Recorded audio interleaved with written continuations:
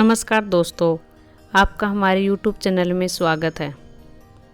दोस्तों, एक बार की बात है, एक भिखारी एक दिन सुबह अपने घर से बाहर निकला।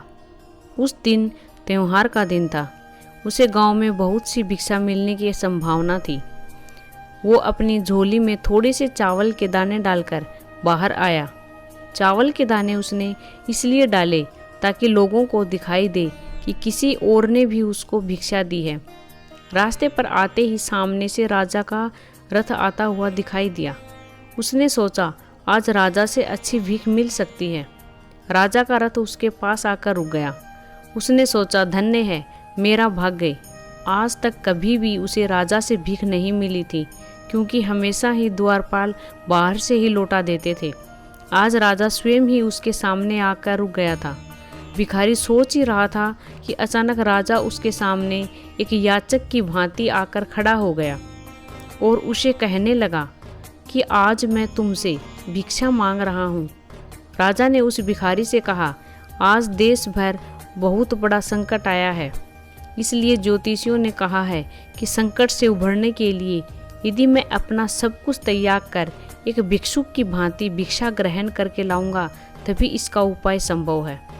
तुम आज मुझे पहले आदमी मिले हो, इसलिए मैं तुमसे भिक्षा मांग रहा हूँ।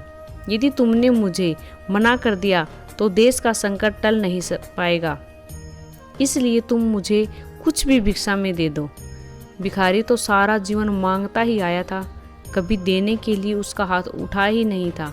सोच में पड़ गया कि आज कैसा समय आ गया है कि एक भिखारी से भीख मांगी जा रही है और वह मना भी नहीं कर सकता। बड़ी मुश्किल से एक चावल का दाना निकालकर उसने राजा को दे दिया। राजा वही एक चावल का दाना लेकर खुश होकर आगे बढ़ गया।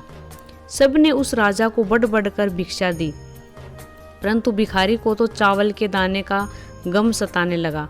जैसे तैसे शाम को वह घर आया। जैसे ही भिखारी की पत्नी ने भिखारी की झोली पलटी तो उस भीख के अंदर एक सोने के चावल का दाना नजर आया।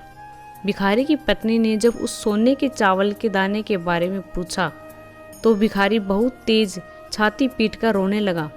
जब उसकी पत्नी ने उससे रोने का कारण पूछा तो उसने सारी बात बताई। उसने अपनी पत्नी से कहा, तुम्हें पता है कि जो हम दान देते हैं वही हमारे लिए स्वर्ग बन जाता है, और जो हम इकट्ठा कर लेते हैं वो सदा के लिए मिट्टी हो जाता है। उस भिखारी ने कहा, मैंने सिर्फ एक चावल का दाना दिया था और सिर्फ एक ही दाना मुझे सोने के रूप में प्राप्त हुआ, इसलिए ही मैं रो रहा हूँ। उस दिन से उस भिखारी ने भिक्षा मांगनी छोड़ दी और मेहनत करके अपने परिवार का पालन पोषण करने लगा। जिसने सदा दूसरों के आगे हाथ फैलाकर भीख मांगी थी, अब खुले हाथ से वह दान पुण्य करने लगा।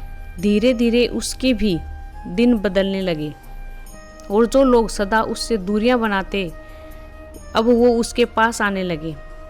दोस्तों, इस कथा का यही सार है कि जिस इंसान की प्रवृत्ति या नीयत देने की होती है, उसे कभी किसी चीज़ की कमी नहीं होती है, और जिस इंसान की नीयत लेने की होती है वो कभी भी पूरा नहीं बढ़ता है। दोस्तों, कैसी लगी आपको ये कहानी? अगर कहानी पसंद आई हो तो लाइक करना, शेयर करना और कमेंट करना, और साथ ही साथ मेरे चैनल को सब्सक्राइब करना। धन्यवाद।